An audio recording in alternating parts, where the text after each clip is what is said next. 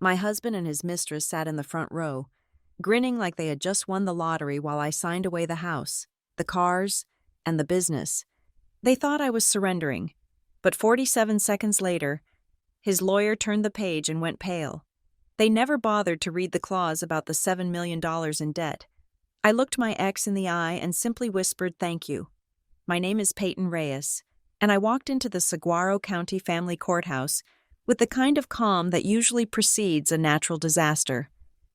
It was a Tuesday morning in Phoenix, the kind of day where the heat radiated off the asphalt in shimmering waves, distorting the horizon. But inside the courthouse, the air was refrigerated and stale. Smelling of floor wax and broken promises, I checked my watch. 9 o'clock sharp. I was not late. I was never late. Accuracy was the only thing I had left, and I intended to use it like a weapon. I pushed open the heavy oak doors to courtroom 4B. The gallery was mostly empty, save for the 3 people who had come to witness my execution. Damian Wexler, the man who had promised to love and cherish me until death did us part, sat at the petitioner's table. He looked magnificent. He was wearing the charcoal Italian suit I had helped him pick out for his board induction ceremony last year. The silk tie perfectly knotted, his hair styled with that effortless precision that cost $80 a session. He did not look like a man ending a marriage. He looked like a man closing a deal. He had the energy of someone who had already won the game and was just waiting for the referee to blow the final whistle. In the front row, directly behind him, sat the fan club. Tessa Vaughn was 28 years old, though she tried very hard to look 22.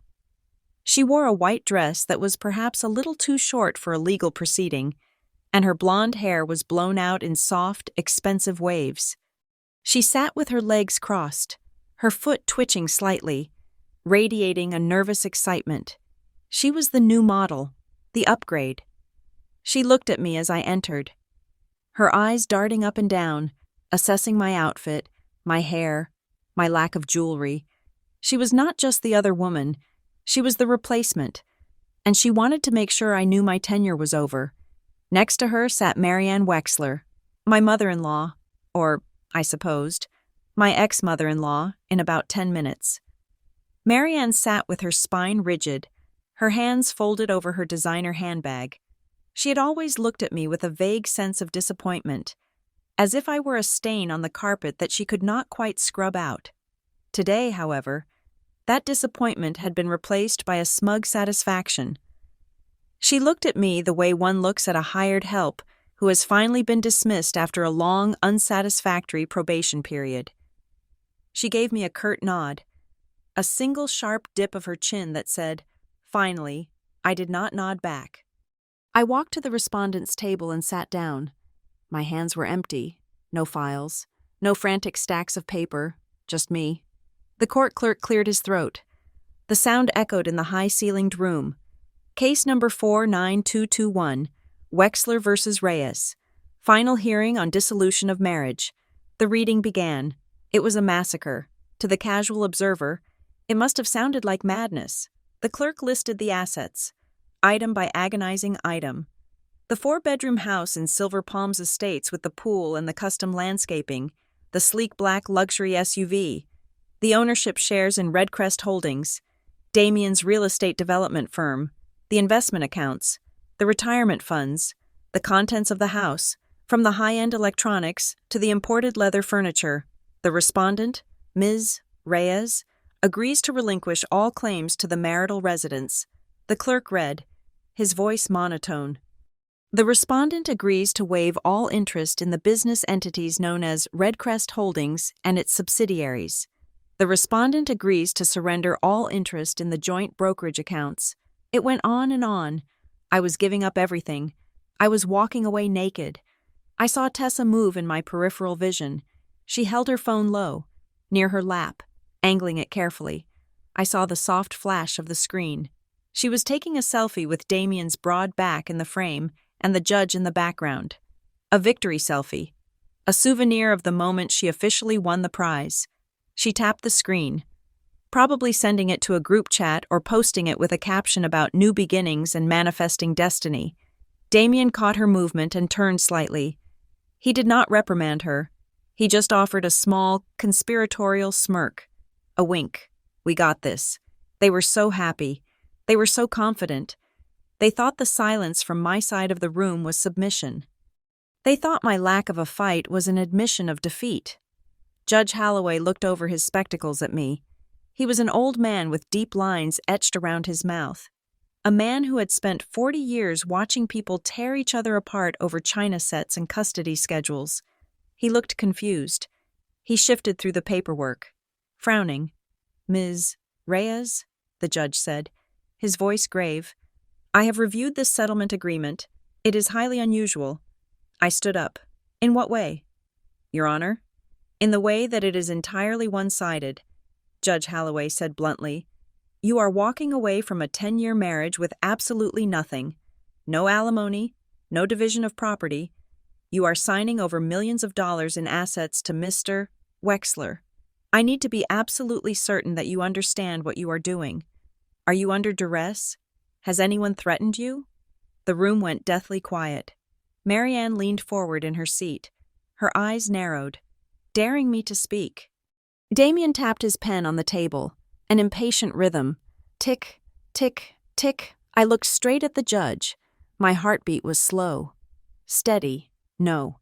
Your Honor, I am not under duress. Do you understand that by signing this, you are permanently waiving your right to equitable distribution?" The judge pressed. "You cannot come back in 6 months and ask for a share of the house or the business. This is final. Do you understand that you are leaving this marriage with 0 assets?" I felt Damien's gaze on the side of my face. It was hot and heavy. He was willing me to say yes. He was silently begging me to be the good, quiet wife one last time. "Yes, Your Honor," I said, my voice clear and calm, chillingly steady in the silent room. "I understand perfectly. I do not want the assets. Mr. Wexler has made it very clear that he built them, and he deserves to keep them. I am simply giving him what he asked for." Damien let out a breath he had been holding. He looked at his lawyer, Elliot Crane. Crane was a shark in a cheap suit, a man who thrived on intimidation. He grinned at Damien and whispered, loud enough for the microphone to pick up the scratch of his voice, "She knows she cannot win." Crane muttered, "Let us get this done before she wakes up." Crane slid the heavy document toward Damien. "Sign here, and here. Initial the bottom of each page." Damien grabbed the pen. He did not just sign. He attacked the paper. He scrawled his signature with a flourish.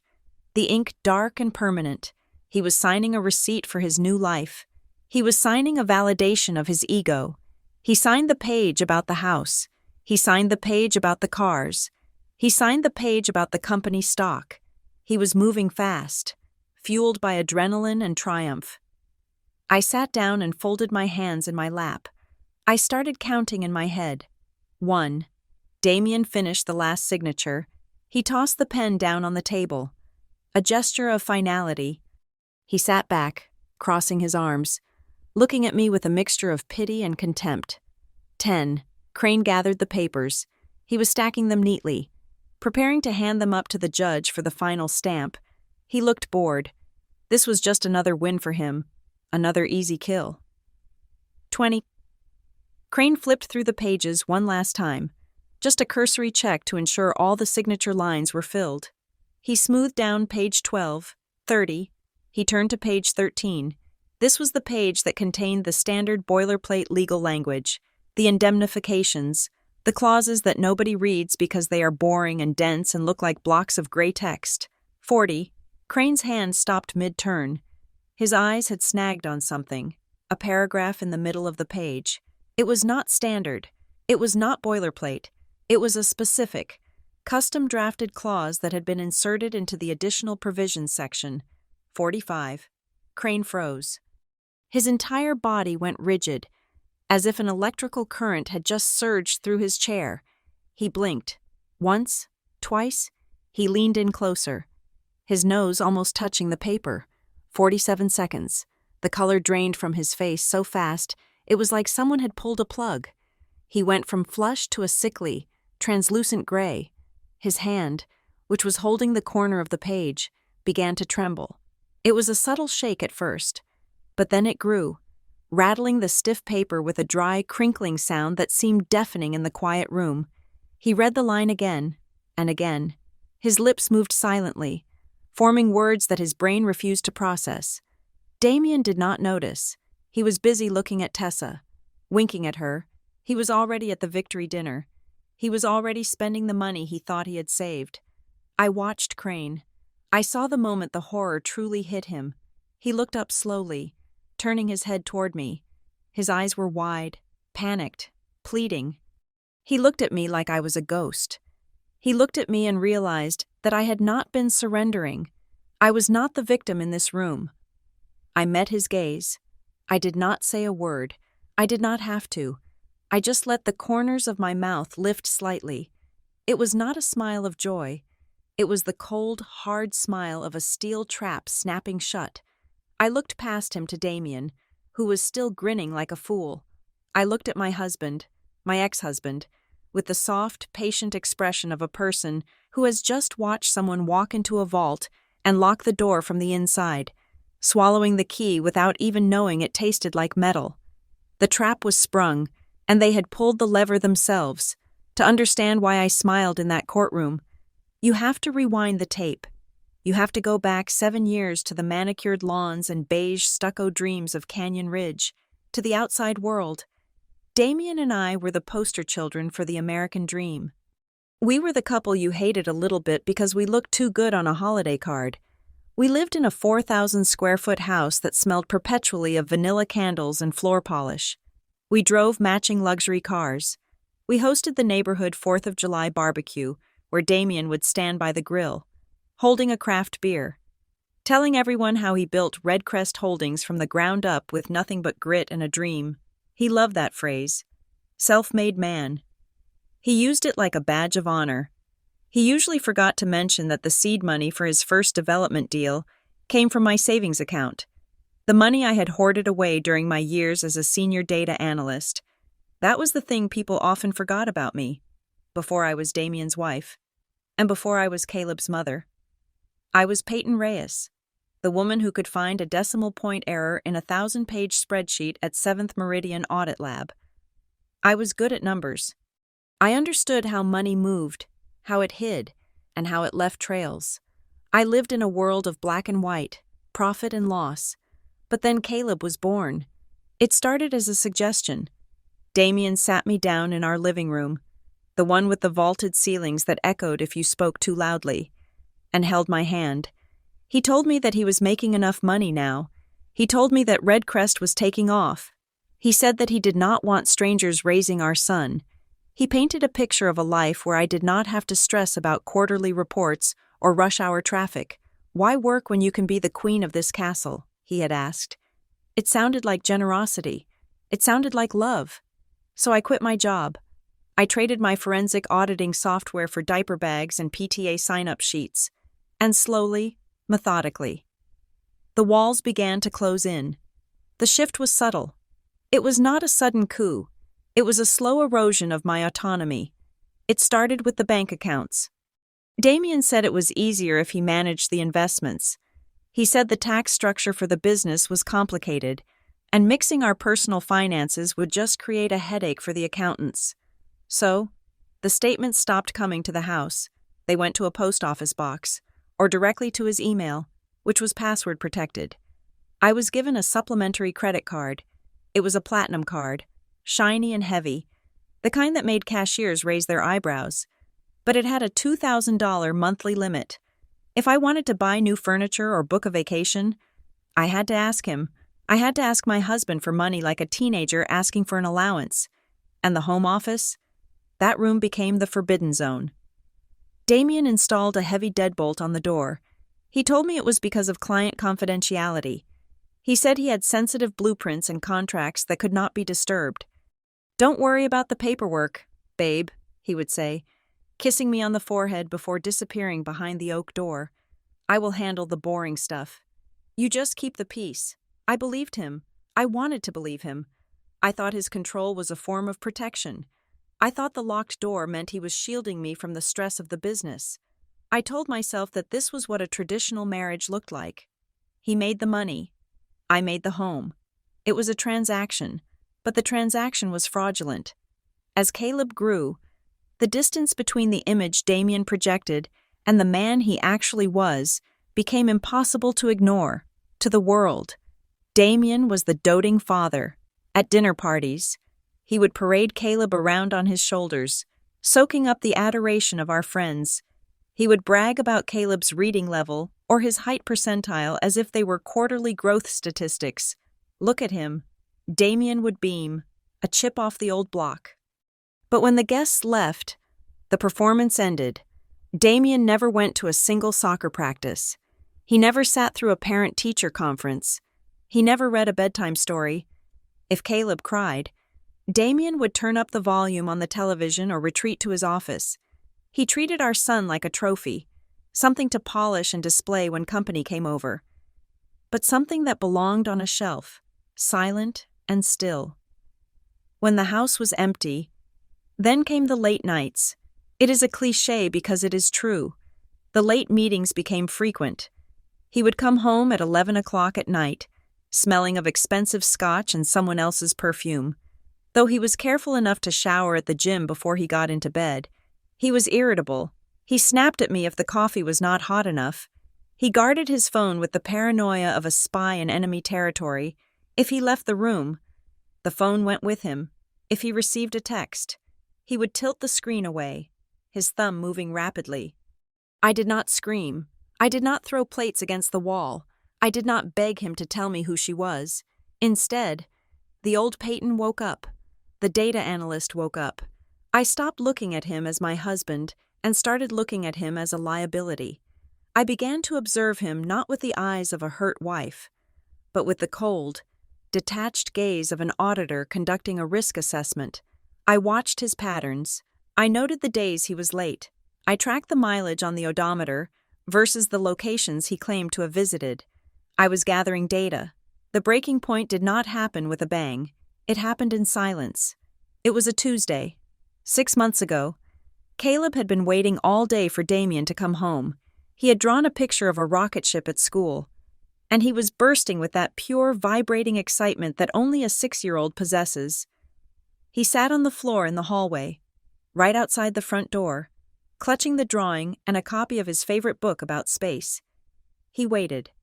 6 o'clock became 7. 7 became 8.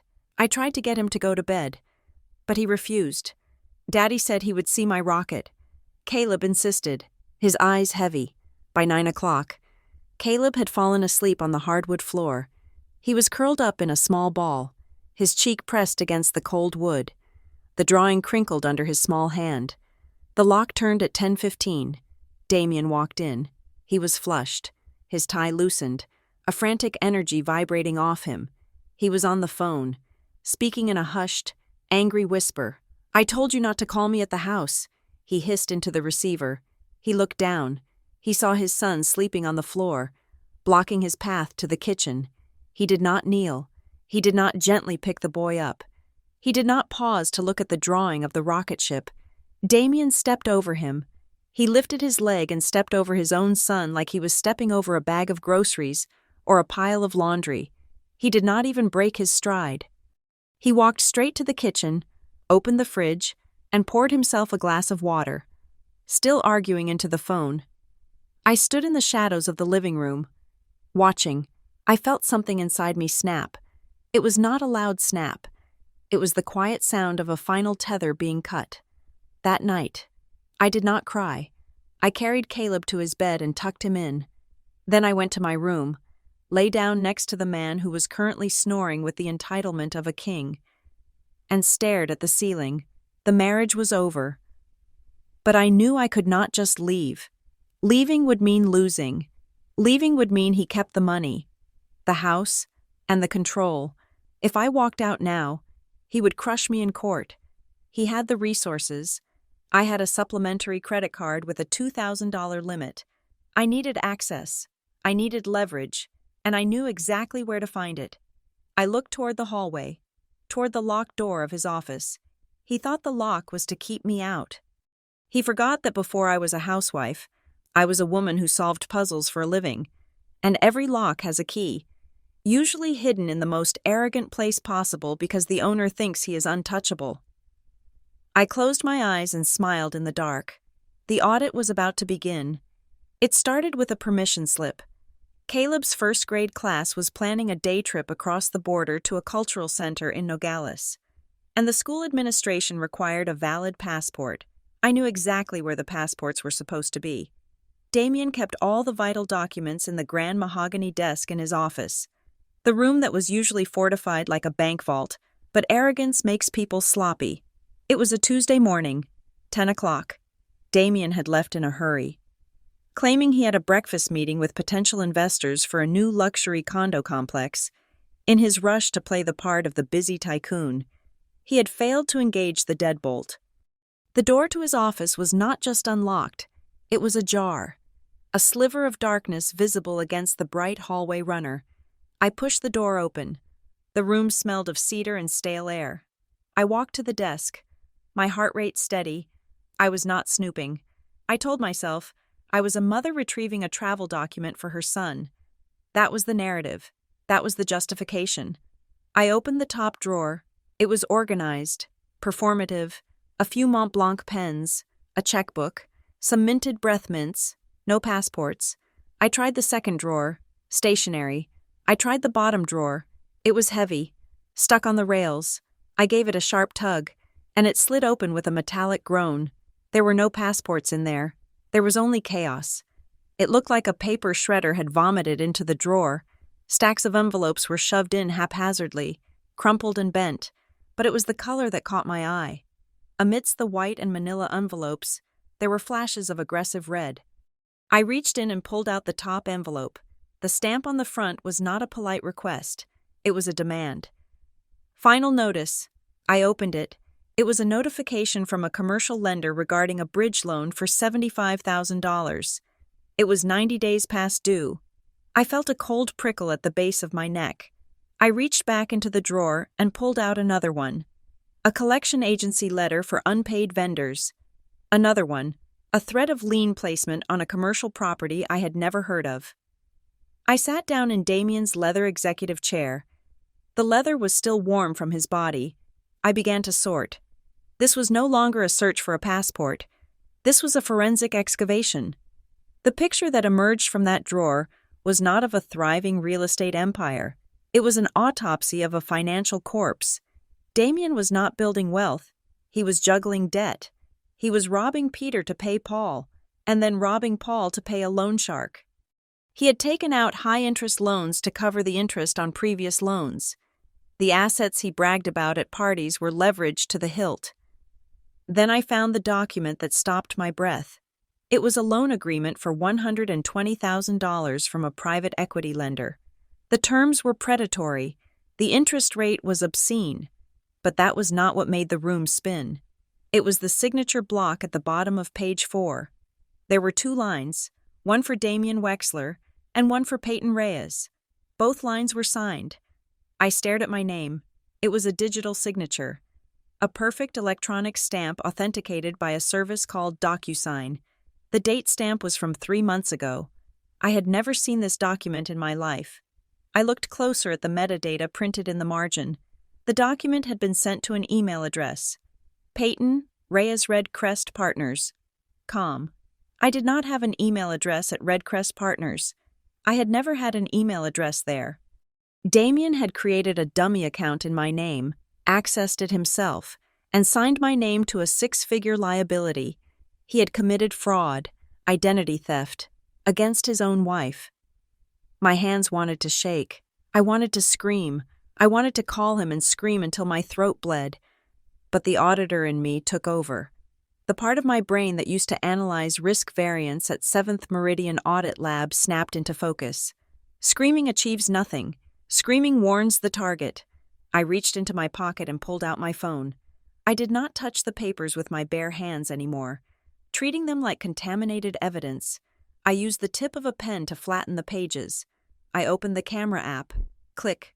Page 1. Click. Page 2. Click. The signature page. I photographed everything. The red envelopes. The dates. the account numbers, the overdue balances. I made sure the metadata on my photos would show the exact time and location. I spent 40 minutes photographing 38 documents. When I was done, I had a digital replica of his ruin. Then came the most difficult part. I had to put it back. I had to reconstruct the chaos. I had to make the drawer look exactly as messy and neglected as I had found it. I remembered that the red envelope had been on top, slightly skewed to the left. I remembered the way the collection letter had been crunched in the corner. I reassembled the disaster with the precision of a bomb disposal technician. I closed the drawer. I wiped the handle of the desk where I had touched it. I backed out of the room and pulled the door until it was just slightly ajar, exactly as it had been. I found Caleb's passport 10 minutes later in the kitchen junk drawer, buried under takeout menus. I dropped Caleb off at school and drove to a park 3 towns over. I did not want to use my home Wi-Fi. I sat in my car and called Kendra Blake. Kendra and I had started at the audit lab together. She had moved on to risk management at a regional bank. She was the kind of friend who knew where the bodies were buried because she usually helped dig the holes. "I need you to run a name," I said when she picked up. "Hey to you too." "Peyton?" she said, her voice warm. "Is everything okay?" "No," I said. "I need you to run a full credit check and asset search on Damien. And Kendra, I need you to run me." The line went quiet. She heard the tone in my voice. "Give me 10 minutes," she said. I waited. The sun beat down on the windshield.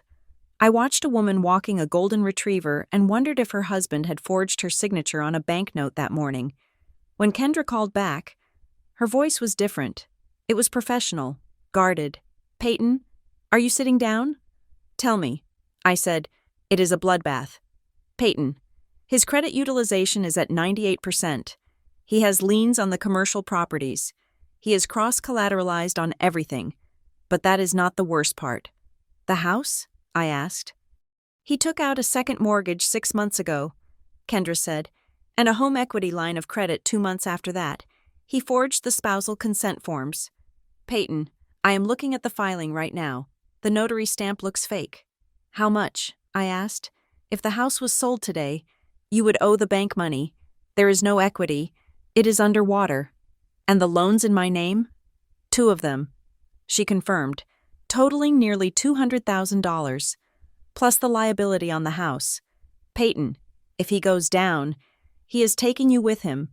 Legally, you are on the hook for half of this debt, and fully liable for the ones with your signature until you prove fraud." I closed my eyes. It was worse than I thought. It wasn't just mismanagement, it was an anchor, and he had tied it around my waist while I was sleeping. "Okay," I said. "Okay?" Kendra sounded frantic. "Peyton, you need a lawyer. You need to freeze accounts. You need to leave him." "Not yet," I said. "If I leave now, I trigger the avalanche. He will hide the rest of the assets. He will destroy the evidence. He will claim I knew about it and frame me as a co-conspirator. I need time." I spent the next 3 hours at a coffee shop with a burner laptop I had bought with cash. I created a new, encrypted email account. I built a cloud storage system with 2-factor authentication. I uploaded every photo I had taken. I started a spreadsheet. Column A, the lie. Column B, the truth. Column C, the evidence. I downloaded his bank statements using the passwords I had seen him type over his shoulder months ago, one of the few useful things about his predictability. I traced the money. I saw the transfers to consultants that looked suspiciously like shell companies. I saw the jewelry store charges that definitely were not for me. By the time I picked up Caleb from school, I was no longer a trembling wife. I was a vault. I went home and cooked dinner, lasagna, his favorite. When Damien came home that night, he looked tired. He threw his keys on the counter and loosened his tie. "Tough day?" I asked, pouring him a glass of wine. "You have no idea." He sighed. "Taking the glass. The market is brutal right now, but we are close to a big breakthrough. I can feel it." I smiled. It was a practice run for the smile I would use in the courtroom 3 years later.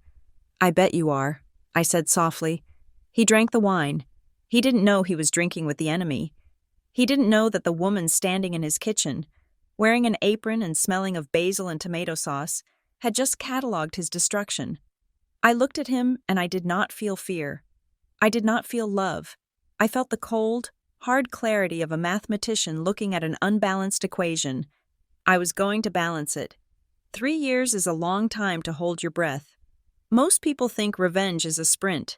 They imagine a moment of screaming, a thrown vase, a slashed tire. But real dismantling, the kind that leaves nothing behind but dust, is a marathon. It requires hydration, pacing, and a tolerance for pain that borders on masochism. I started small. I drove to a part of town Damien would never visit. A strip mall sandwiched between a discount tire shop and a pawnbroker. There was a small credit union there called Desert Valley Federal. It had linoleum floors and a teller who looked like she had seen everything. I opened a savings account with $50 I had skimmed from the grocery budget. I opted for paperless statements. I set the correspondence address to a rented post office box 3 towns over. That account became my oxygen tank. Next came the income. I reached out to my old supervisor at 7th Meridian Audit Lab. I did not beg. I simply sent him a sample analysis of a dummy corporation's tax returns, highlighting 3 errors that their internal software had missed. He called me 10 minutes later. I told him I needed work, but it had to be remote. It had to be contract-based, and it had to be invisible. I worked while Damien slept. I worked while he was at his endless happy hours. I worked in the car line while waiting to pick up Caleb. The money was not a fortune, but every deposit into that secret credit union account felt like I was buying back a piece of my soul. $500, $1,200, it accumulated. It was the price of my freedom, but money was only half the equation. Information was the other half. I taught myself to navigate the county recorder's website like a concert pianist plays a Steinway. I learned that public records are a gossip column if you know how to read them. I tracked every property Damien claimed to own. I found the liens. They were everywhere, clinging to his assets like barnacles on a sinking ship. Then I found the landmine. It was a Tuesday afternoon, and the Arizona heat was relentless. I was scrolling through the latest filings on our home address. My eyes caught a document recorded just 3 weeks prior. It was a deed of trust, a second mortgage. Damien had borrowed another $150,000 against our house. I pulled up the document image. There, at the bottom, was my signature again. It was sloppy this time, as if he had been in a rush. He had not even bothered to use the digital forgery. He had physically signed my name with a blue ballpoint pen, and below it was a notary stamp from a woman named Brenda Miller. I looked her up. Her commission had expired 4 years ago. He was not just drowning. He was drilling holes in the hull of the only lifeboat we had. I printed the document. I put it in a folder marked medical records. The next day, I met with a lawyer, not a divorce lawyer, but a specialist in consumer credit law. I paid him in cash. We sat in a booth at a diner, and I slid the folder across the sticky table. He looked at the forged deed. He looked at the expired notary stamp. "This is a felony," he said, dipping a fry into ketchup. "We can file a fraud affidavit today. We can have him arrested by Friday." I shook my head. "Not yet." He looked at me like I was crazy. "Why?" "Because if I arrest him now, the house goes into foreclosure immediately." I said, "The assets get frozen. The creditors descend like vultures. I need leverage. I do not want him in jail where he cannot pay me. I need him desperate enough to sign a deal, but free enough to think he won." So we prepared the affidavit.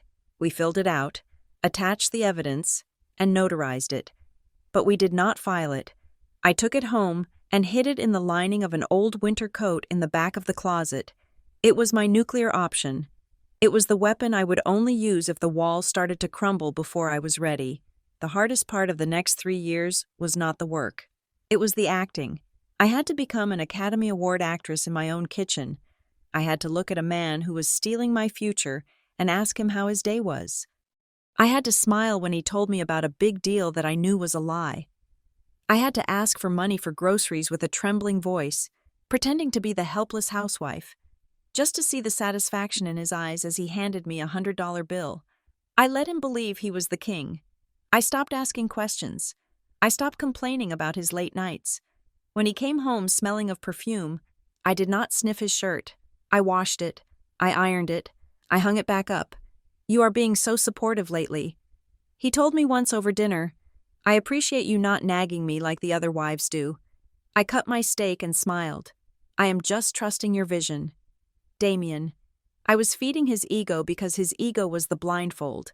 As long as he thought I was stupid and submissive, he would get sloppy, and he did. He stopped locking the office door. He left his phone on the counter while he showered. He left bank statements on the passenger seat of his car. I documented everything. I created a log. It was a simple spreadsheet, but it was damning.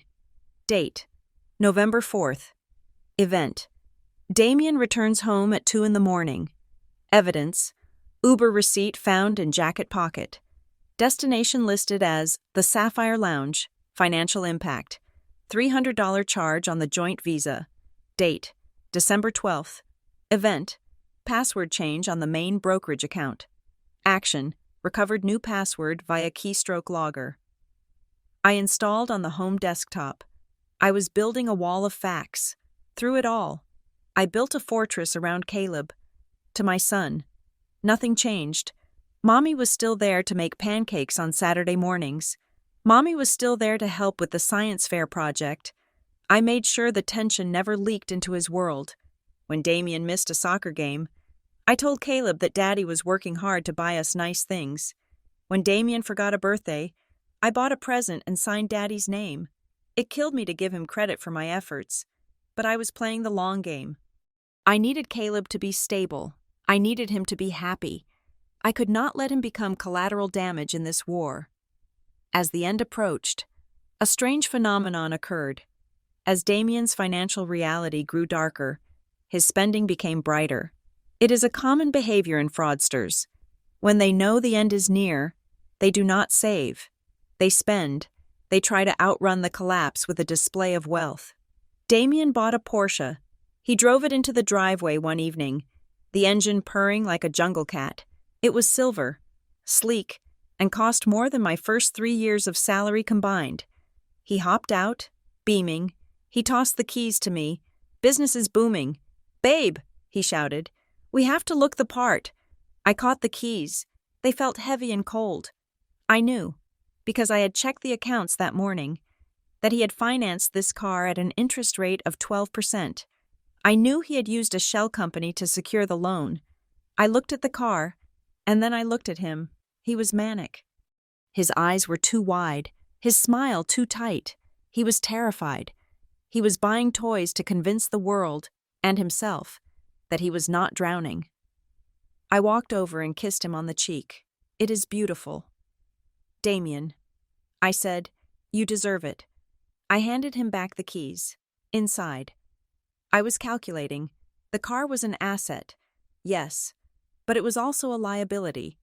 It was one more heavy stone he had tied to his ankles. I went inside and added the Porsche to my spreadsheet. I checked the total debt column. It was a number that would make a normal person vomit. But I did not vomit. I went to the closet, reached into the winter coat, and touched the edge of the affidavit. Almost there. I whispered to the empty room. I was not just a wife anymore. I was the architect of his consequences. And the ribbon-cutting ceremony was coming soon. The audacity was breathtaking. It was a kind of arrogance so pure it almost commanded respect, like a perfectly cut diamond or a lethal virus. It was the annual Wexler family dinner at Marianne's estate in Silver Palms. Usually, this was a sacred circle of blood relatives and spouses, a place where the family hierarchy was reinforced over roast beef and vintage Cabernet. But tonight, the circle had been breached. Damien walked in, the front door swinging open with his usual dramatic flair, but he was not alone, on his arm, clinging to his bicep like a decorative vine. Was Tessa Vaughn. She was wearing a dress that cost more than my first car, a shimmering silver thing that caught the chandelier light and held it hostage. She looked like a trophy. She looked like a victory lap. And I, the current wife, was standing in the foyer, holding a platter of deviled eggs. Damien didn't even blink. "Mom, you remember Tessa," he said, his voice booming. "She's been consulting on the new downtown project. I thought it would be good for her to meet the family properly." Consulting, that was a polite word for it. Marianne Wexler, a woman who usually regarded outsiders with the warmth of a glacier, practically melted. She swept forward, ignoring me completely, and took Tessa's hands. "Finally," Marianne sighed, casting a side-eye glance at me that was sharp enough to cut glass. It is so refreshing to see Damien with someone who actually understands his ambition. Someone who can support the empire, not just live off it. The insult landed softly, like a dart in a corkboard. I didn't flinch. I just adjusted the platter in my hands. "Hello, Marianne," I said quietly. "Hello, Damien." Damien looked at me with a bored expression. "Peyton, just put those in the kitchen, would you? And check on the wine. The caterers are running slow." He was treating me like the staff. He was demoting me in real time, right in front of his mistress and his mother. I walked into the kitchen, my heels clicking on the marble. I set the eggs down. My hands were steady. A younger Peyton would have cried. The Peyton of 3 years ago would have made a scene, but the Peyton standing there that night just checked the temperature of the wine. I watched Tessa through the swing door. She was laughing at something Damien said, throwing her head back. She was beautiful. Yes, but up close, I saw the cracks. The diamond bracelet on her wrist was flashy, but the setting was cheap, likely one of the gifts Damien had bought on credit. Her smile was too wide, too eager. She looked around the opulent house with a hunger that was palpable. She saw the columns, the art, the furniture, and she thought she had hit the jackpot. She had no idea she was walking into a burning building. She didn't know the walls were mortgaged to the studs, and the art was probably collateral for a bridge loan. She wasn't a villain. She was a symptom. We moved to the dining room. This was the theater of war. The table was set for 12. There was a moment of awkward shuffling as everyone found their places. Caleb, my sweet 6-year-old, ran into the room holding his toy dinosaur. He stopped at the table, looking confused. Tessa was sitting in the chair to the right of the head of the table, my chair. Caleb looked at her, then at me. "Mommy," he whispered loud enough for the room to hear. "Why is that lady in your seat?" The room went silent. Marianne frowned, as if Caleb had committed a grave social error. Damien looked annoyed. "It's just a chair." "Caleb," Damien snapped. "Go sit at the end." I moved instantly. I crouched down to Caleb's eye level, blocking his view of his father's irritation. I smoothed his hair. "It is okay, baby," I said softly. "We are playing a game of musical chairs tonight. You sit next to me at the end, okay? We can have our own secret conversation." Caleb nodded, trusting me, and we took the seats usually reserved for the children and the distant cousins. I sat at the foot of the table, watching the power couple at the head. Dinner was a masterclass in humiliation. Marianne spent the entire first course asking Tessa about her background, her consulting work, and her opinions on Damien's brilliance. "Damien needs a partner who pushes him," Marianne declared, stabbing a piece of asparagus. "Peyton has always been so domestic. It is fine for raising children, I suppose. But a man of Damien's stature needs an equal." "Oh, absolutely," Tessa chirped. She had had 2 glasses of wine and was feeling confident. "Damien and I talk business all night. It is so exciting. He has such big plans for the waterfront development." I took a sip of water. The waterfront development. I knew that file. It was a sinkhole. He had lost the zoning permits 2 months ago but was still paying interest on the land loan. "It is stressful, though," Tessa continued, leaning in conspiratorially. "The banks are being so difficult right now." Damien stiffened. He dropped his fork. It clattered against the china. "Tessa," he warned, his voice low, but she didn't hear him. She wanted to prove she was in the loop. She looked at Marianne. They are holding up the refinancing package because of well, the marital status situation. They said divorce makes the underwriters nervous. My ears pricked up. It was a tiny sentence, but it contained a universe of information. Refinancing, underwriters. Damien wasn't just trying to divorce me to be with Tessa. He was trying to divorce me because he needed to refinance a massive chunk of debt. And he couldn't do it while we were married unless I signed the new papers. And he knew I wouldn't sign. Or perhaps the new lender required a clean title, free of spousal claims. He was on a clock.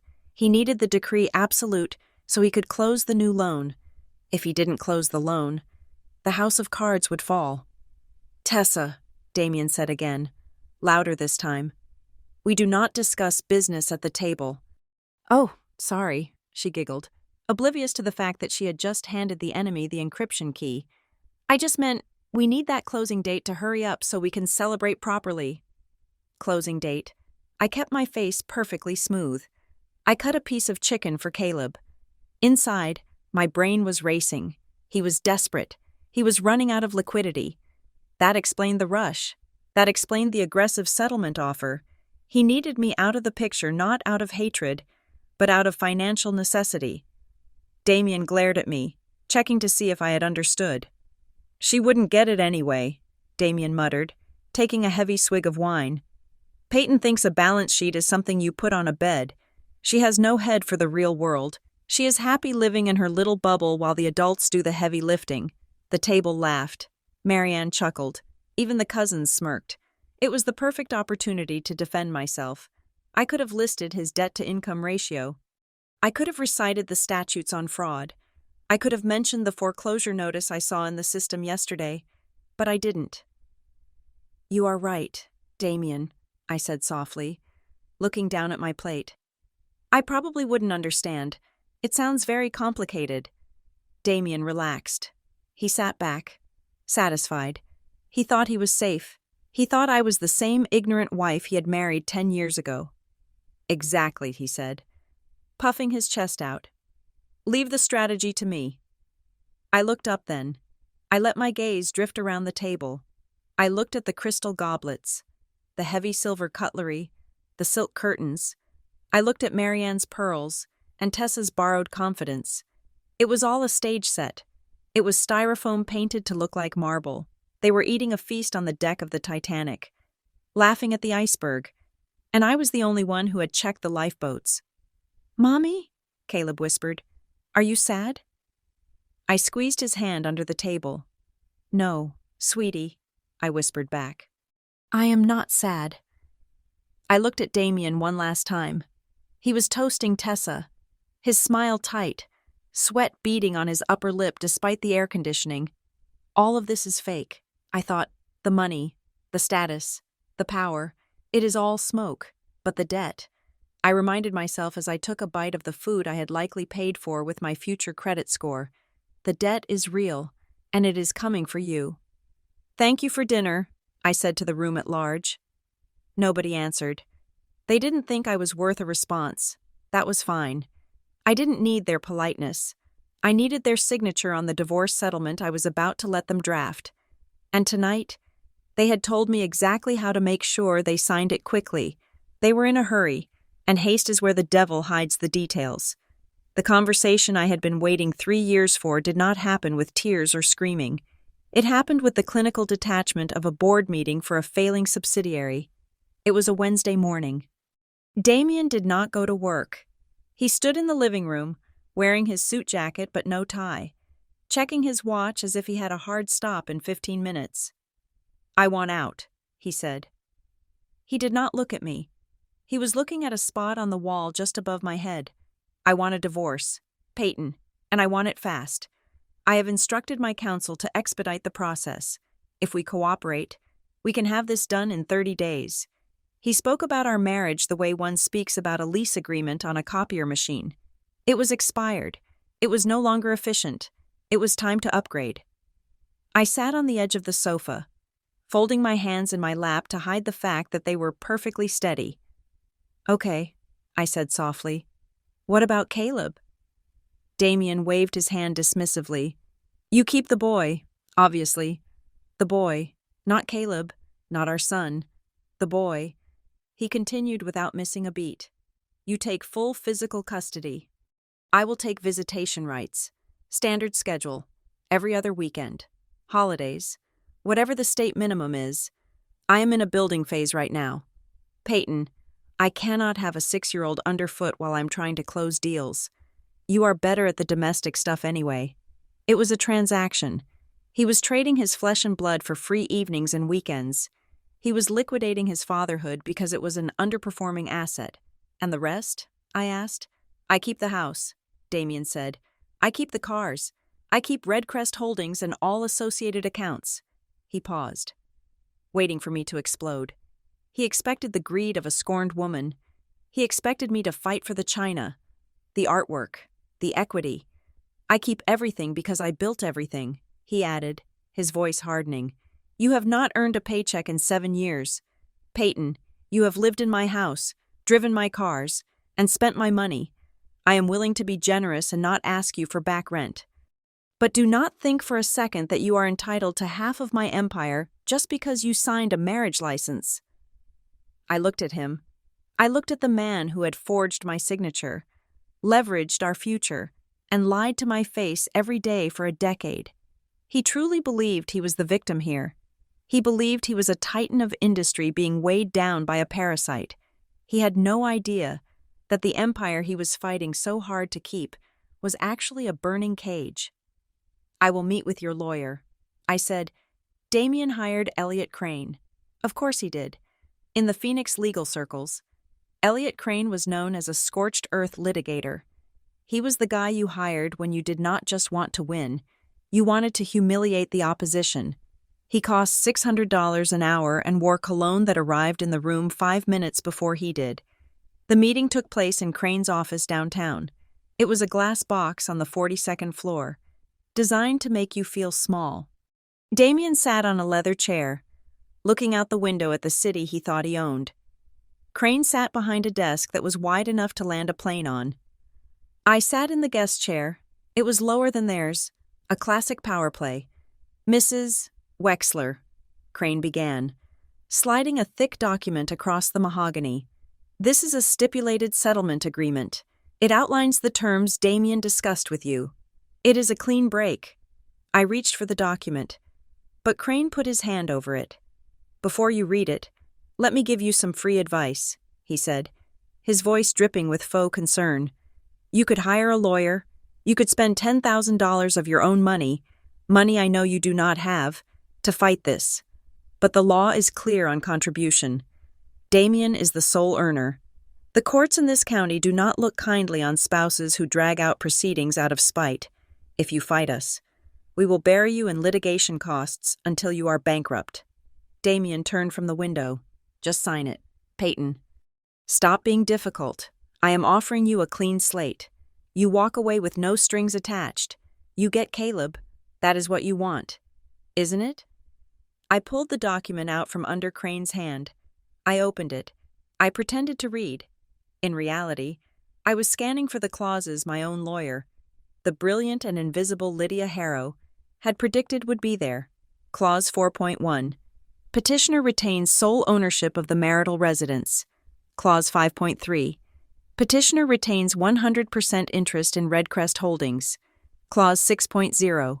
Respondent waives all claims to spousal support. It was all there. He was stripping me bare.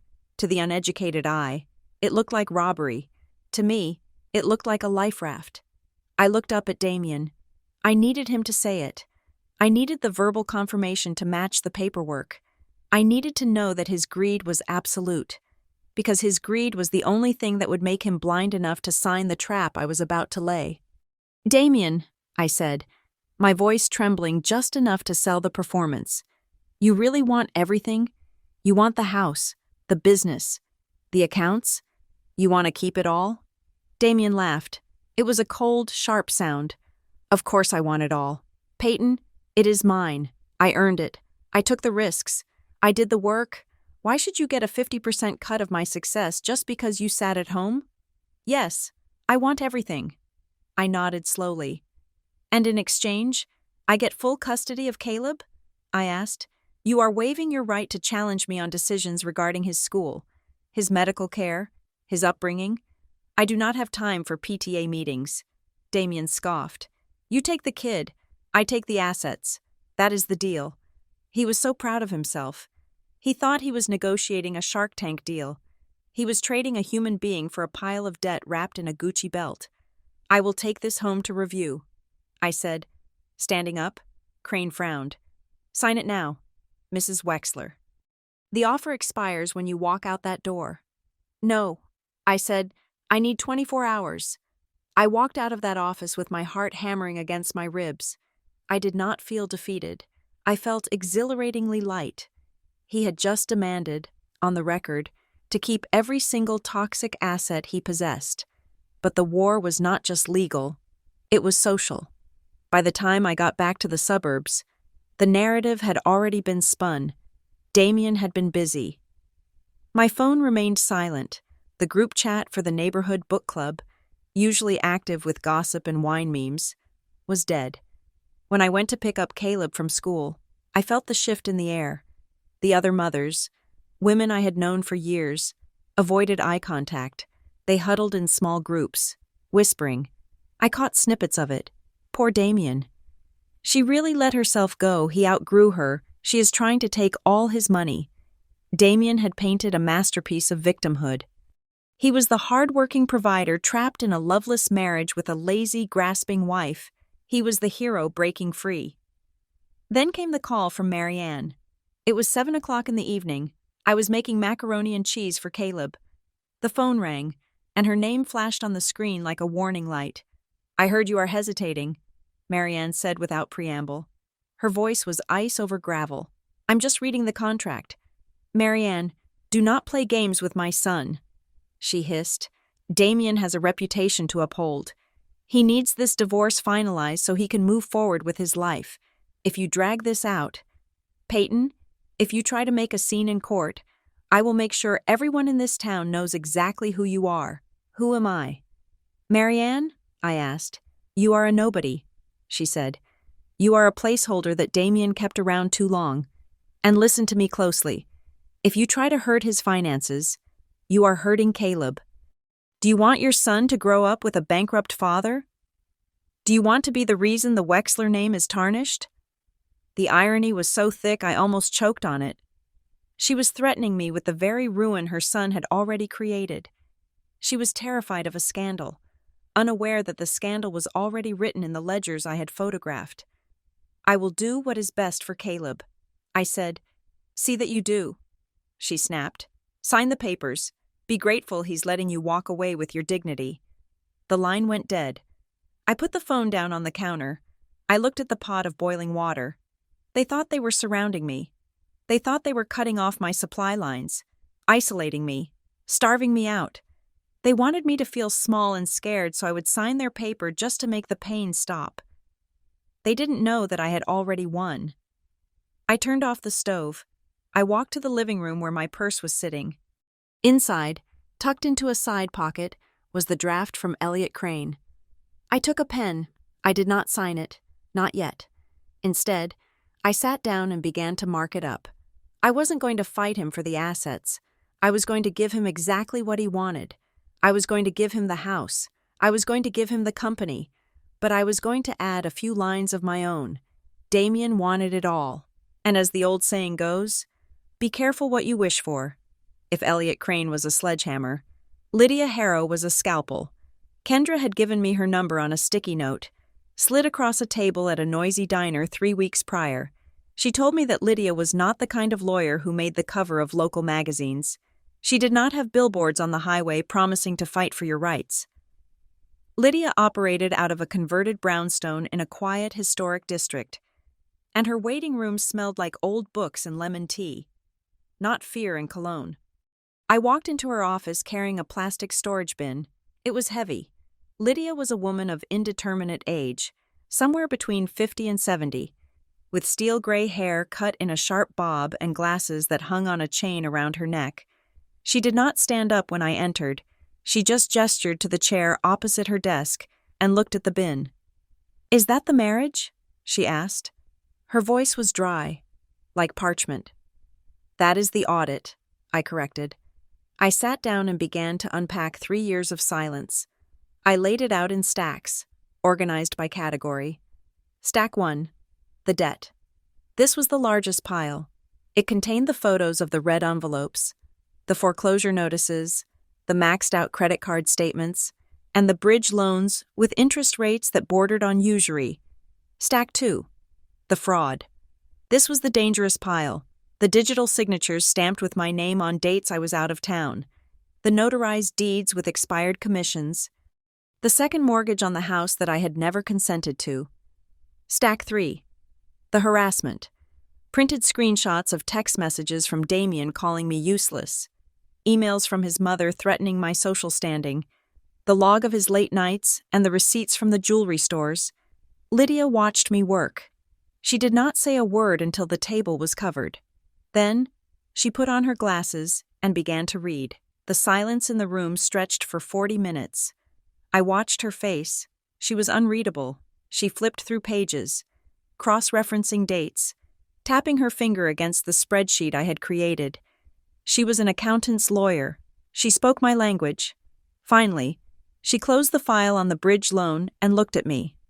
Your husband is not wealthy, she said. He is insolvent. I know, I said. He is technically bankrupt, she continued. But he is juggling the accounts fast enough to hide it. It is a Ponzi scheme, but the only investor is himself. She leaned back. If we go to court and demand a standard 50-50 split of the assets, the judge will grant it. You will get half the house, half the cars, and half the company, she paused for effect, and you will also get half the debt. In a community property state, his liabilities are your liabilities. If we fight for equity, you will walk away owing the banks about $4 million. I nodded. I had done the math 1,000 times. I do not want half, I said. I do not want to win. Lydia raised an eyebrow. I want him to have exactly what he asked for, I said. He demanded the house. He demanded the business. He demanded the cars. I want to give them to him, all of them. Lydia stared at me for a long moment, and then, for the first time, a small, sharp smile appeared on her face. It was the smile of a predator recognizing another predator. You want to shift the liability, she said. I want to bury him in it, I replied. Lydia pulled a yellow legal pad toward her. She picked up a fountain pen. Here is how we do it, she said, her voice dropping into a low, strategic register. We draft a settlement agreement that looks like a total capitulation. We give him everything. We list the assets in bold print, the house, the Porsche, the Redcrest shares. We make it look like he has stripped you clean. His ego will love that. He will see the list of prizes, and he will stop reading. She drew a line down the center of the page. But in the section regarding liabilities, we use specific language. We use an assumption of liability clause. We state that by accepting the asset, the petitioner, that is Damien, agrees to assume 100% of all attached debts, liens, encumbrances, and financial obligations, known or unknown.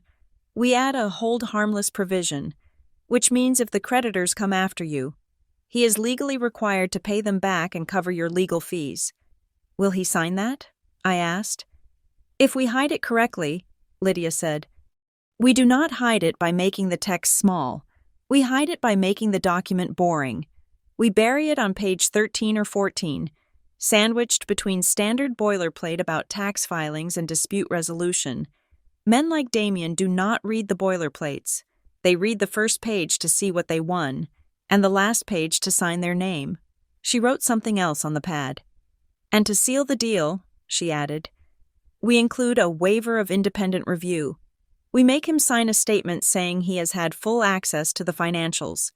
He is a sophisticated business owner, and he waives the right to any further discovery. We make him agree that he knows exactly what the company is worth. He thinks it is worth millions, I said. And he will be legally bound by that belief. Lydia said, When he finds out it is worth negative millions, he cannot come back and sue you. He waived his right to complain.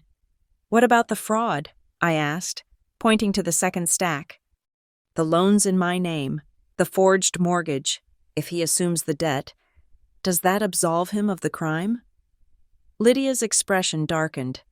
No, that is your escape pod. If the banks try to bypass the divorce decree and come after you for the loans you allegedly signed, you need a shield. She opened a drawer and pulled out a fresh file. We are going to prepare a fraud affidavit for every single forged document. We will have forensic handwriting analysis ready to go, but we do not file them yet. If we file them now, the banks will freeze everything, the divorce will stall, and you will be stuck in legal limbo with him for years. So when do we use them? We wait until the ink is dry on the divorce decree, Lydia said. The moment the judge stamps that order, you are legally single, and he has legally assumed the debt. Then, if a creditor calls you, you send them the affidavit. You tell them, I did not sign this, and even if I did, my ex-husband just assumed full liability for it in a court order. You sever the tie from both ends. She looked at me over the rim of her glasses. But Peyton, there is a risk. This requires him to sign. If he actually reads the document, or if his lawyer does his job and reads the assumption of liability clause, the deal blows up. They will know, you know. They won't read it, I said. They are in a rush. He needs to refinance by the end of the month. He told his mistress at dinner, he is desperate for the closing date. Desperation is our friend, Lydia agreed. But you have to hold it together. He is going to push you. He is going to try to make you angry. He wants you to fight for the china so he can feel like he beat you. If you just roll over, he might get suspicious. You have to act like a woman who is defeated, not a woman who is plotting. I can do that, I said. No emotion, Lydia commanded.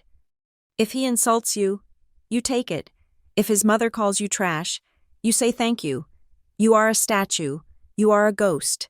You do not react until the judge's gavel hits the wood. Can you do that? I thought about the night he stepped over Caleb sleeping in the hallway. I thought about the way he looked at Tessa.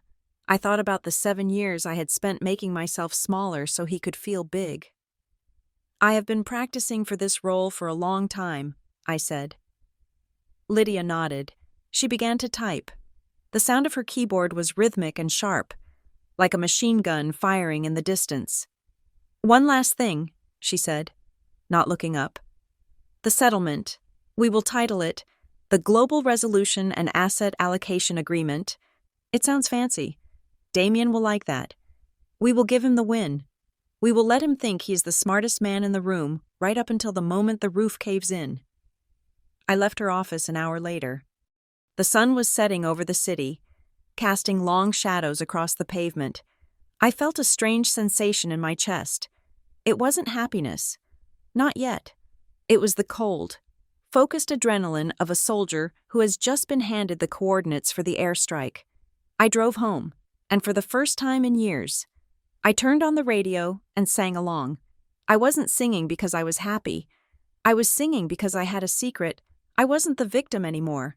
I was the author of the contract, and I was about to teach my husband the most expensive lesson of his life. Always read the fine print. The endgame began with a phone call from the woman who was currently sleeping in my bed. It was a Tuesday afternoon. I was packing boxes in the guest room, labeling them with a thick black marker. When my phone buzzed, the number was unsaved, but I recognized the prefix. I answered, expecting a telemarketer or perhaps a creditor I hadn't yet diverted. Peyton, it is Tessa. Her voice was breathless, high-pitched, and laced with a faux intimacy that made my skin crawl. She spoke as if we were sorority sisters discussing a mix-up with a dress rental, not the wife and the mistress navigating the wreckage of a marriage. Hello, Tessa, I said. I sat down on a taped-up box of winter clothes. Look, I know this is awkward, she said, letting out a nervous little laugh. But I wanted to reach out, woman to woman. Damien is really stressed. Peyton, really stressed. He wants to be fair to you, but this dragging it out thing is hurting everyone. We just want to start our new chapter. You know how it is when you just want to turn the page, right? I almost laughed. She was appealing to my sense of romance to speed up her own acquisition of a bankrupt asset. She thought I was holding on out of jealousy. She had no idea I was holding on to ensure the trapdoor was oiled and ready. I understand. Tessa, I said, my voice deliberately flat. I am just trying to make sure I understand the legalities. It is a big document. Oh, it is just standard stuff, she chirped. Damien said he is giving you a great deal. Honestly, most guys wouldn't be this generous. I just think, for your own sake, you should sign it so we can all move on. Positive vibes, you know? I will consider that, I said. Thank you for the advice. I hung up. Positive vibes. She was going to need a lot more than positive vibes when the repo men showed up for her leased Audi. If Tessa was the velvet glove, Damien was the iron fist. His emails started arriving that evening. They were not polite. He had stopped using his lawyer as a buffer and was now emailing me directly, which was a strategic mistake. He was creating a time-stamped record of coercion. Subject: sign the papers. Body: Peyton. If I do not have the signed agreement by Friday at 5 p.m., I am instructing Elliot to file a motion for sanctions. You are wasting time. You are wasting my money. Stop playing the victim and do your job for once. Sign it. I forwarded the email to Lydia. She replied 3 minutes later with a single word: good. He was proving that he was rushing me. He was proving that he was hostile. If he ever tried to claim later that I had tricked him, this email chain would show that he was the one forcing the pace, demanding I sign without delay. He was building the walls of his own prison. In the midst of this, I moved. I did not wait for the divorce to be final. I found a 2-bedroom apartment in Mesa Glen. It was not glamorous. The carpet was a sturdy industrial beige, and the view from the living room was of the parking lot. But the rent was $600 a month, and the landlord, a nice elderly man named Mr. Henderson, didn't run a credit check because I paid 3 months in advance with cash I had saved from my freelance work. It was safe. That was all that mattered. I moved Caleb's things first. I set up his room with his dinosaur posters and his glow-in-the-dark stars. When he walked in, he didn't ask where the pool was. He didn't ask why the ceilings were low. He just ran to his bed, jumped on it, and laughed. "It is quiet here, Mommy," he said. He was right. The air in the apartment didn't vibrate with Damien's tension. There were no slammed doors, no hushed arguments, just the hum of the refrigerator and the sound of us breathing freely. But Damien wasn't done with the theater. 2 days before the deadline he had set, I was summoned to the family meeting at Marianne's house. It was positioned as a final negotiation, but when I walked into the dining room, it felt more like a sentencing hearing. Marianne sat at the head of the table. Damien sat to her right. Elliot Crane, his lawyer, was not there. This was personal. This was about bringing the stray dog to heel. They had set a place for me at the very end of the long mahogany table, forcing me to shout to be heard. "Sit down, Peyton," Marianne commanded. She didn't offer me a drink. I sat. I kept my shoulders hunched slightly. I kept my eyes on my hands. I was channeling every downtrodden, defeated wife I had ever seen in a Lifetime movie. "We are disappointed," Marianne began. "Damien has offered you a clean break. He is letting you keep the boy without a fight. He is taking on the burden of the company and the properties. And yet, you hesitate. It makes us wonder if you are plotting something." My heart skipped a beat, but I didn't look up. "I am not plotting. Marianne," I whispered. "I am just overwhelmed. It is a lot of paper. The numbers are confusing." Damien slammed his hand on the table. The silverware jumped. "It is not confusing," he shouted. "I keep the assets. You keep the kid. It is the simplest divorce in history. What is there to not understand?" "I just worry about how I will support Caleb," I said, my voice trembling. "If I sign everything over, you will figure it out," Damien snapped. You are an adult. Get a job. Stop trying to leech off my hard work. God, you are pathetic. Do you know that? Pathetic. I looked at him. I saw the sweat beading on his forehead. I saw the way his leg was bouncing under the table. This wasn't just anger. This was panic. Why was he so panicked? Earlier that morning, I had found the answer. I had been trawling the county public notices, a habit I couldn't break. When I saw it, a notice of trustees' sale, the commercial strip mall on the west side, the one Damien claimed was his crown jewel, was scheduled for auction on the courthouse steps on February 3rd. That was 6 days away. He didn't just want the divorce. He needed the divorce decree to close a hard money loan that would pay off the arrears and stop the auction. If he was still married to me on February 3rd, and I hadn't signed the waiver, the new lender wouldn't fund. He would lose the property. And if he lost that property, the cross-collateralization clauses would trigger a domino effect that would flatten everything. He was staring into the abyss. And he was screaming at me because I was the only thing standing between him and the edge. I am sorry, Damien, I said, wiping a fake tear from my cheek. I don't mean to be difficult. I want to be sure it is over. It is over when you sign, he yelled. Okay, I said. I looked up, making my eyes wide and wet. I will sign. I will tell my lawyer to send the final draft tomorrow morning. I just want peace. Marianne let out a long sigh, as if she had just successfully disciplined a toddler. Finally, you are doing the right thing, Peyton, for once. I left the house 10 minutes later.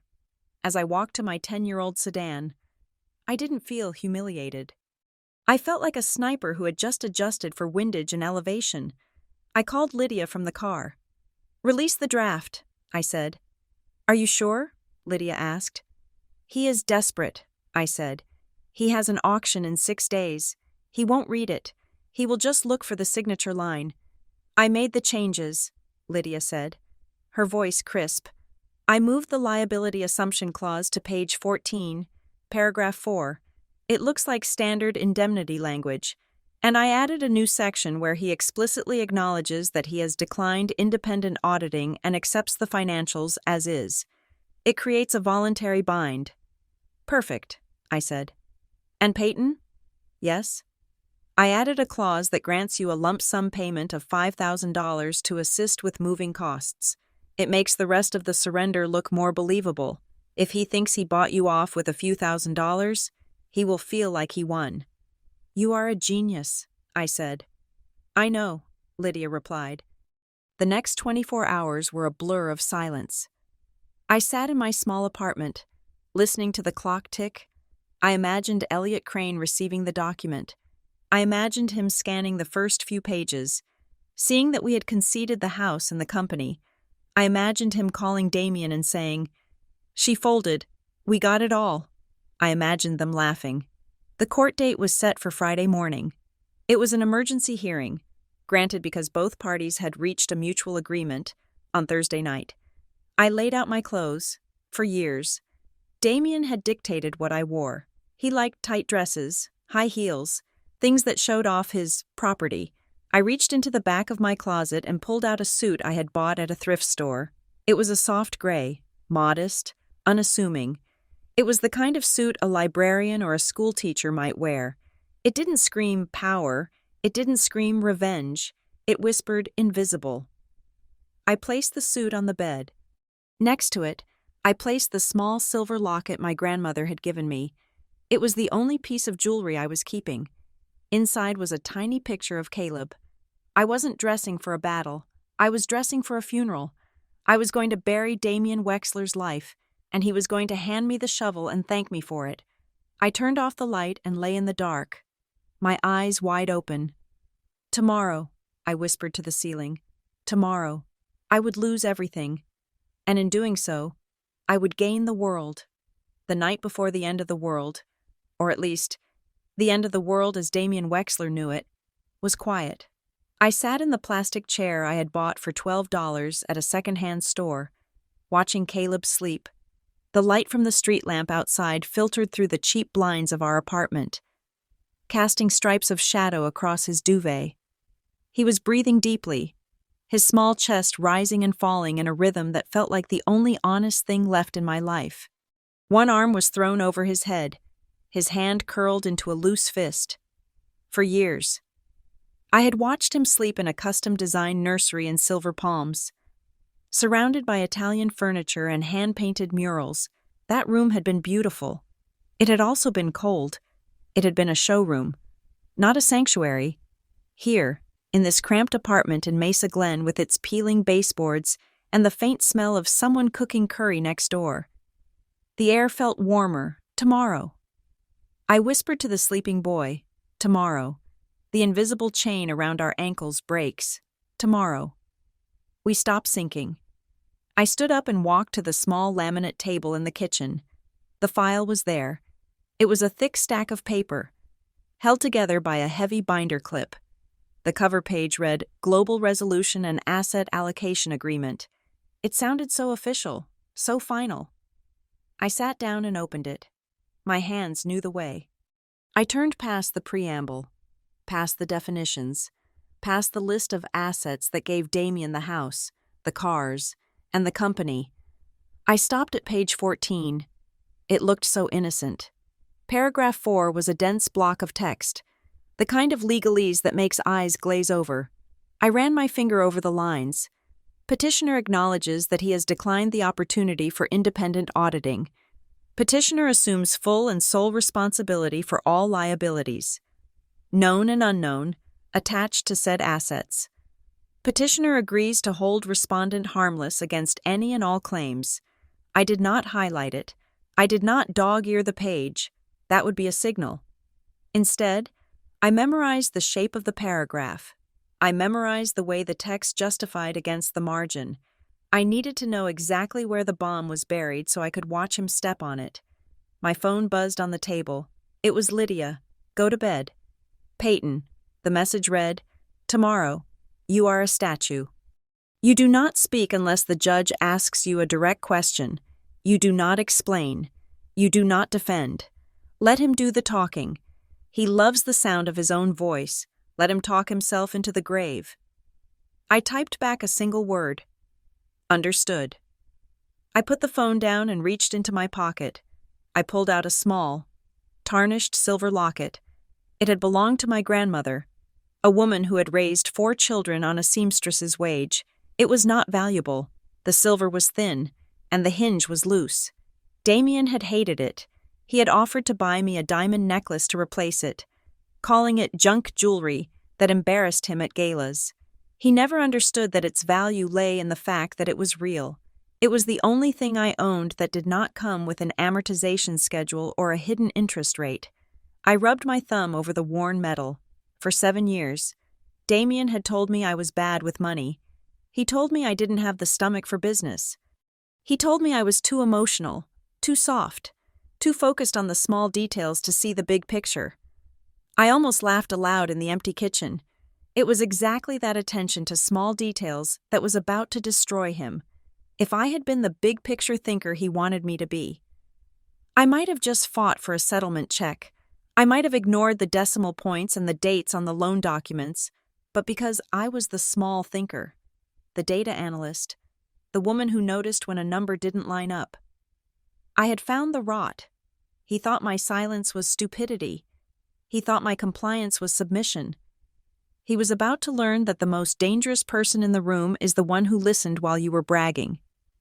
I checked the plan for the morning. Kendra was picking Caleb up at 7 o'clock. She would take him to the zoo. He would spend the day looking at giraffes and eating ice cream, completely oblivious to the fact that his mother was walking into a courtroom to detonate his father's life. I wanted him nowhere near the courthouse. I wanted no memory of his parents standing on opposite sides of a divide. My phone buzzed again. This time, the screen lit up with his name, Damien. It was 11:30 at night. He should have been asleep, or celebrating with Tessa. But the text came through with the frantic energy of a man who knows, deep down, that something is wrong but is too arrogant to identify it. Tomorrow we sign, and it is done. The message read, Don't try any last-minute drama. Peyton, I have Elliot ready to file a motion for costs if you hesitate. Just sign the damn paper and go live your little life. I stared at the screen. He was scared. He was bullying me because he was terrified I would change my mind. He needed that signature. He needed that refinancing. He was standing on a trapdoor with a noose around his neck, screaming at me to pull the lever because he thought it was the release for a shower of gold coins. I did not reply. I deleted the thread. I opened my journal. It was a plain black notebook I had kept hidden under the mattress for months. I turned to the last blank page. I picked up a pen. Silence is not weakness, I wrote. The ink flowed smoothly onto the paper. Silence is patience. Silence is waiting until your opponent has moved all his pieces to the center of the board, leaving his king exposed, and then simply placing your pawn in the one square he forgot to guard. I am not fighting him. I wrote, I am agreeing with him, and that will be his end. I closed the book. I felt a strange sense of calm settle over me. It wasn't the manic energy of revenge. It was the peace of a surgeon scrubbing in for a procedure she has practiced 1,000 times. I walked back to the bedroom. I placed the locket on the nightstand next to my alarm clock. I set the alarm for 6 o'clock. I crawled into bed and pulled the quilt up to my chin. For the first time in 3 years. My mind was not racing. I did not count the debts. I did not rehearse the arguments. The work was done. The audit was complete. The evidence was compiled. And the contract was drafted. Tomorrow, I would not be the victim. Tomorrow, I would be the executioner. And I wouldn't even have to swing the axe. I would just hand it to him, and he would do it himself. I closed my eyes. Good night, Damien, I whispered into the dark. And for the first time in a decade, I slept without dreaming. The courtroom was colder than I remembered. Or maybe it was just the temperature of the air around the plaintiff's table. Tessa Vaughn and Marianne Wexler sat in the front row like they were attending a coronation. Marianne was wearing a hat, a ridiculous structured thing that looked like a black bird nesting on her head. Tessa was whispering to her, probably planning the renovation of the house I had just agreed to vacate. They didn't look at me. To them, I was already a ghost. I was a clerical error that was about to be corrected. Damien sat at the table, tapping his gold pen against the mahogany. He looked at me with a mixture of pity and impatience. His eyes said, "Let's get this over with, so I can go back to being important." Judge Holloway entered the room, his black robes billowing. We all stood. The shuffle of fabric was the only sound. "Be seated," the judge said. He put on his reading glasses and picked up the thick file, the Global Resolution and Asset Allocation Agreement that Lydia had filed that morning. He flipped through the pages, his brow furrowed. He looked up at Damien. "Mr. Wexler," Judge Holloway said, his voice gravelly, "I have reviewed this stipulation. It awards you 100% of the marital assets, the home, the vehicles, the business interests. Is that correct?" Damien straightened his tie. "Yes, Your Honor, my wife, my ex-wife, is not business-minded. We agreed it was best for the estate if I retained control. And you are aware," the judge continued, looking at the waiver section, "that by signing this, you are waiving your right to an independent audit of the marital finances? You are accepting the financial state of these assets as is?" Damien chuckled. It was a sound of pure arrogance. He glanced at Elliot Crane, his lawyer, who was looking unusually pale. "Your Honor," Damien said, leaning into the microphone, "I built this company. I know every dime in those accounts. I don't need anyone to teach me what money is. I am happy to waive the audit to expedite the process." "Very well," the judge said. He looked at me. "Ms. Reyes?" I stood up. My legs felt solid. "I agree to the terms, Your Honor." "Then let us proceed," the judge said. Elliot Crane slid the document toward Damien. He looked nervous. His hand hovered over the paper. "Damien, maybe we should just double-check the indemnity clause on page—" "Elliot, stop," Damien hissed, loud enough for the front row to hear. "We are on the 1-yard line. Don't fumble." Damien flipped the pages. He didn't read. He hunted for the signature lines. Flip, the house, flip, the Porsche, flip, the business. He signed his name with a flourish, the pen scratching loud and aggressive against the paper. He was signing his own death warrant, and he was doing it with a smile. He reached the final page. He signed it. He pushed the document toward the clerk with a smug look of satisfaction. "Done," Damien said. "Free at last."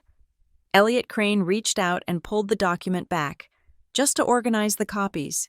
His eyes fell on page 14, the page Lydia and I had carefully constructed. I saw the blood drain from his face. It happened in an instant. He went from flush to chalk white. He grabbed the edge of the table. "Damien," Elliot whispered. His voice was a strangled squeak. "Damien, you signed the liability assumption." "The what?" Damien asked, already turning to wink at Tessa. "Paragraph 4, Elliot stammered. "It says, oh my God." The clerk took the document and began to read the summary for the record. Her voice was monotone, cutting through the room like a knife. "Under the terms of this agreement," the clerk read, "the petitioner, Damien Wexler, assumes full and sole responsibility for all debts, liens, mortgages, and encumbrances attached to the awarded assets.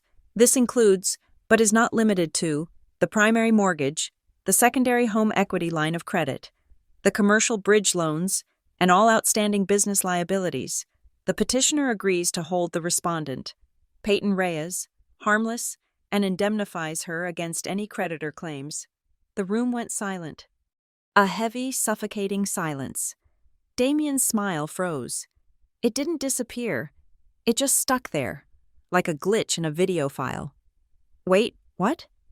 "And furthermore," the clerk continued, "the petitioner acknowledges that the total liabilities currently exceed the asset value by approximately $4 million and accepts this negative equity voluntarily." "Fraud!" Damien screamed. He stood up so fast his chair flew back and hit the rail behind him. "She changed the papers. That is not what we agreed to. That is fraud." Judge Holloway looked down over his spectacles. He did not look impressed. "Mr. Wexler, did you or did you not just state to this court that you did not need anyone to teach you about your money?" "She hid it!" Damien shouted, pointing a shaking finger at me. "She tricked me." "The clause is in 12-point font, double-spaced, on page 14, the judge said calmly. "It is hardly hidden. The court does not protect you from the fact that you did not read what you signed." In the gallery, the statue was cracking. Marianne Wexler was gripping the back of the pew in front of her, her mouth opening and closing like a fish out of water. But it was Tessa who reacted first. "$4 million?" Tessa said. Her voice was shrill. She stood up. "Damien, what does that mean? What do you mean, negative equity?" "Sit down, Tessa!" Damien roared, losing all control. "No," she shouted back. "You told me you were rich. You told me the company was worth $10 million. I am not doing this." She looked at him with pure horror. She wasn't looking at a lover anymore. She was looking at a contagious disease. She grabbed her purse and scrambled over Marianne's legs to get to the aisle. "Tessa, wait!" Damien yelled. $4 million, she screamed back as she pushed through the doors. "You are broke!" The doors swung shut. The silence returned, heavier than before. Damien turned to me. His face was a mask of red fury and disbelief. He looked stripped. He looked small. The titan of industry was just a man in a suit he couldn't afford. "You bitch," he whispered. "You set me up. You knew." I looked at him. I didn't smile. I didn't frown. I just looked at him with the clear, calm eyes of an auditor who has balanced the books. "No, Damien," I said softly. "I didn't set you up. I just gave you exactly what you asked for. You wanted it all. Now you have it." He slumped back against the table. Elliot Crane had his head in his hands. I looked at the judge. "Your Honor, is the agreement ratified?" "It is," Judge Holloway said, bringing the gavel down. It wasn't a bang. It was the sound of a lock clicking shut. The divorce is final. The division of assets and debts is binding. I picked up my purse. It was a cheap bag from Target, but it felt lighter than air. I turned to Damien one last time. He was staring at the floor, his life crumbling around him in real time. He looked up at me, his eyes pleading, confused, asking why. I smiled. It was a small smile, a genuine smile. "Thank you," I said. I turned and walked up the aisle. I walked past Marianne, who was sitting frozen, pale as a sheet, realizing that the family name she protected so fiercely was now synonymous with bankruptcy. I didn't stop. I pushed open the heavy oak doors and stepped out into the hallway. Behind me, I could hear Damien starting to shout again, arguing with his lawyer, the sounds of a man drowning in a sea of his own making. I walked out of the courthouse and into the blinding Arizona sun. It was hot. It was bright. It was beautiful. My phone buzzed. It was a text from Kendra. "Did you do it?" I typed back, "It is done." I drove to the 7th Meridian Audit Lab. I walked into my new office, a small cubicle in the back. But it was mine. I logged into my computer. I had work to do, real work. Honest work. That evening, I picked up Caleb. We went back to our small apartment. We made spaghetti. We laughed about the way the noodles stuck to the wall when we threw them to test if they were done. Damien tried to call 3 times. I blocked the number. From now on, communication would go through Lydia. If he wanted to see Caleb, he would have to provide proof of a stable residence, something that would be hard to do once the foreclosure notices hit next week. He would have to provide proof of sobriety. He would have to follow my rules. He had taken everything, and in doing so, he had set me free. I looked at my son, happy and safe, and I realized that for the first time in 7 years, I wasn't just surviving, I was living. And the debt? It belonged to the man who made it. Thank you so much for listening to this story. I would love to know where you are tuning in from today. Drop a comment below with your city or country so we can see how far Peyton's story has traveled. If you enjoyed seeing justice served cold, please subscribe to the Morgan Revenge Stories channel. Like this video to help us grow. And if you really want to support the channel, hit that hype button so this story can reach even more people. See you in the next one.